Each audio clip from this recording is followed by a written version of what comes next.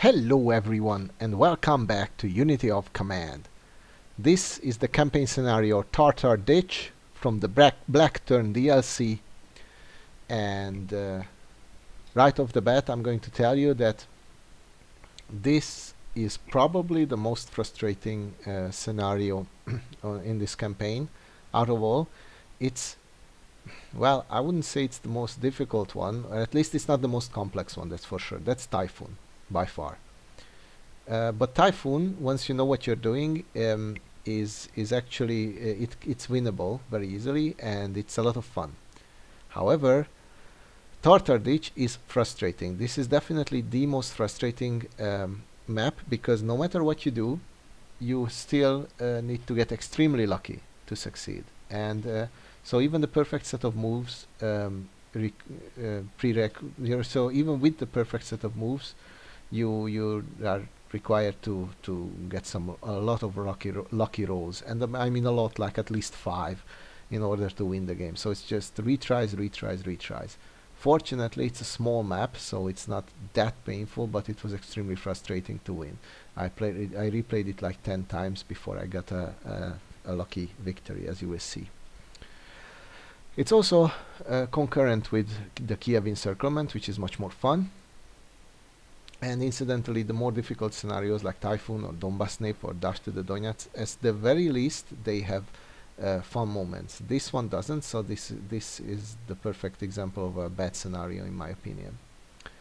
So let's see. September the 1st, 1941. While most of Army Group South is preparing to cross the Dnieper in strength to the north, 11th Army is ordered to move towards the Crimea and the Sea of Azov. Right. As you can see at first glance, we field as almost as many units as the Soviets, or as many steps rather. It's an infantry only battle, and surprisingly neither side receives any reinforcements in this battle, so what you see is what you get here. However, the catch is that a significant portion of your army consists of Romanians, which are barely useful for anything, as we will see. We also get precisely one bridging action, and you need to use it in a very specific location to win this battle. You need to do practically everything the way I did if you want to win, and get lucky as well. So this is again not a good example of how this game is, This is a very excellent game. I really enjoy playing Unity of Command, but this is a poor example of game mechanics. Alright, so here's the map. Before we get anywhere else, let me start with the objectives. First, we have the Tartar Ditch in the south, which lent its name to the scenario. This natural obstacle close to the town of Perekop guards the only land route to Crimea. We can clearly see that this is not true, because we have another land route and you can cross on foot everywhere here, but whatever, this is our objective, and it's not a city hex. And the other one is also not a city hex. It's called Flank Guard. Soviet 9th and 18th armies are withdrawing eastwards. Take this position as security against possible counterattacks. And if you look at it, both of these victory hexes, neither of which are city hexes, they're all clear empty hexes, need to be captured by the end of turn 4. And I actually believe that this is a mistake. I mean, this can be done, as you can see with this replay, but this is ridiculous. First of all, we have no fast moving units. Our fastest units are these 2 cavalry divisions, and of course the motorized division here in the north, and that's basically it.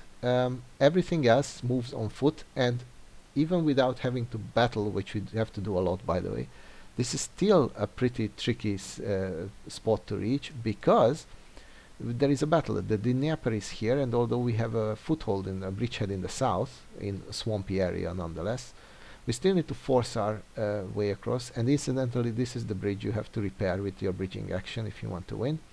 And just relentlessly keep pushing while trying to remain in supply, and while the Soviets are in overwhelming superiority, as you will see.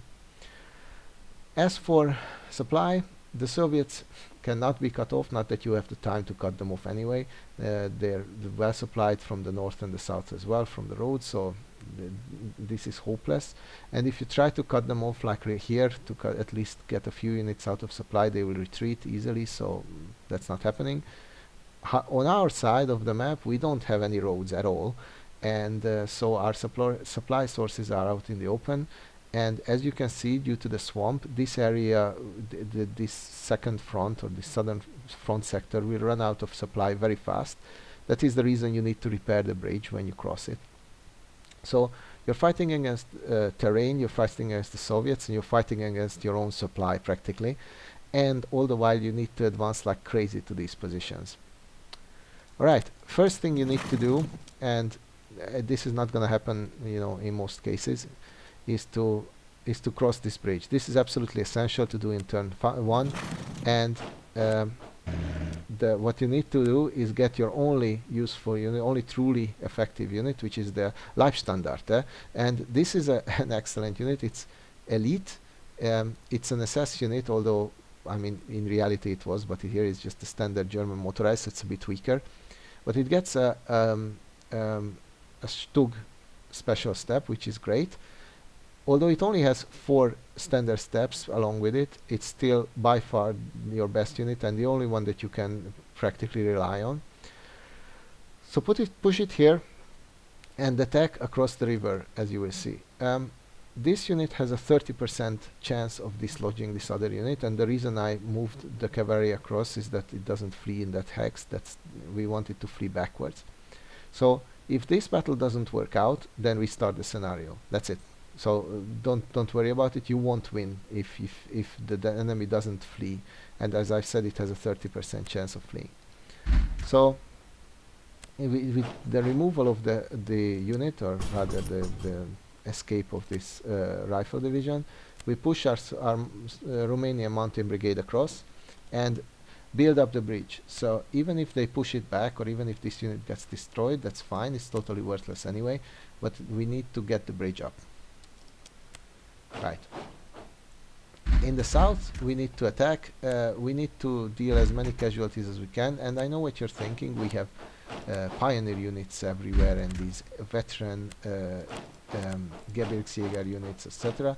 It's still an extremely tough battle, and what you should already be doing is trying to link up, because as you've seen, the supply from the west is pretty weak. It's barely enough to keep a supply here, but once the bridge is up, I know it's not visible yet, but once the bridge is up, this is going to be our source of supply practically for this scenario. That's it. That's all you can achieve the first turn. This was an excellent first turn, and as you can see, we barely made any progress, at least on the map.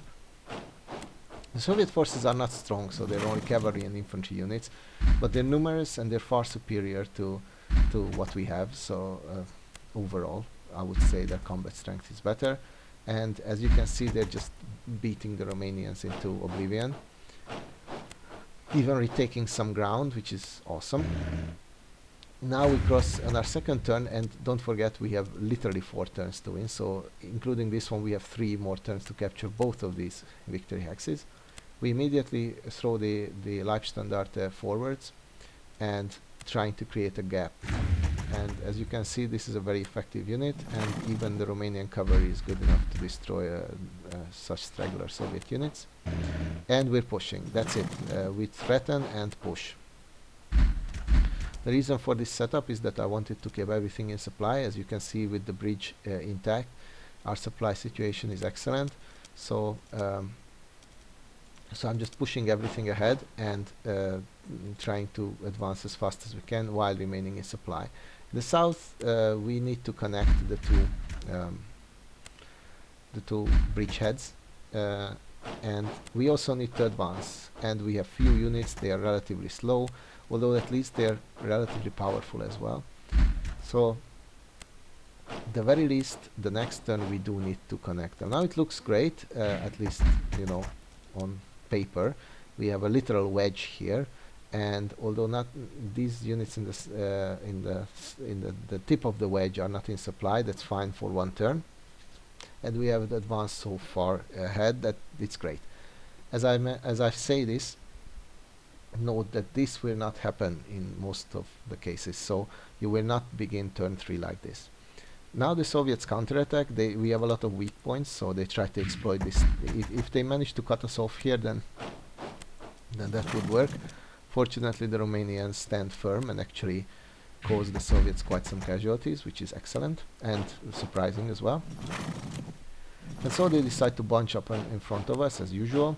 We simply don't have many units. The only unit that can attack in the north is the Leibstandarte, so it cannot clean up everything in its path, but it still tries. Let's try to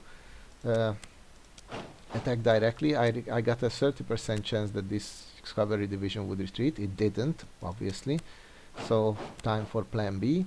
And in my frustration, I turned to the south again. As I say this was at least the 10th attempt, and we're just pushing. I want to reach this victory hex as soon as I can. This is turn 3, we need to capture it on turn 4. And what do you know, we managed to breach it, and we capture it on turn 3. This has never happened before, but with a very aggressive push by putting all our units here into the south, all of our German units, sorry, into the south, except for the Leibstandarte, we managed to kind of drill our way ahead, forwards towards this victory hex, and capture it. I don't care for supply here, to be honest, anymore in the south. We need to win the scenario the next turn, and in the Soviets' next turn these units are still in full supply, so I don't care at all. I still hope that we can at least pressure the Soviets to the north, so I'm doing a little bit, I'm trying to assist northwards and also moving my units north precisely for this purpose. Yeah, now that we have reconnected, our supply situation is a bit better. If we could clear out these clear, capture these clear hexes, then theoretically we would all be in supply, but that's not going to happen. Now I need to use the Romanian cavalry to try to destroy this relatively weak Soviet unit and allow the SS to move forward. And once again we had a 30% chance, in my opinion, to succeed, but we did. So we managed to arrive right next to the final victory hex, which we need to take the next turn. The Soviets do something really strange. This cavalry unit went ahead and captured our our only really valuable supply source. I say this is futile because all the units in the north are in full supply, and that means that in the next turn we can attack with them, and we need to win the next turn, so we cannot wait. So it was kind of pointless, and it removed at least one weak cavalry division from our front line. So that's I'd say that's a good trade. And that's it. In the next turn, the only thing we need to take care of is the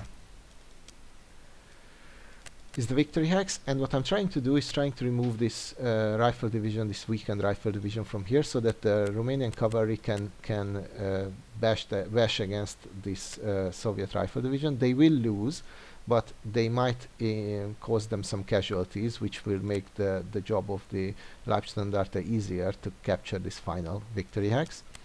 So let's see how that works out. Well, so far not very well, but at least this unit is now out of supplies, so slow progress. We clear it out, and with our better Romanian cavalry unit, the 5th and 6th Cavalry Brigade combined, it has 5 active steps. We rush it against the entrenched Soviets, and they do absolutely nothing. They not even repulse. This was a standard roll, and they're practically destroyed. Only 1 active step remains, and they achieved 0 in the way of, well, anything, not even suppression. At this moment there is nothing else left to do but to attack with the Leibstandarte.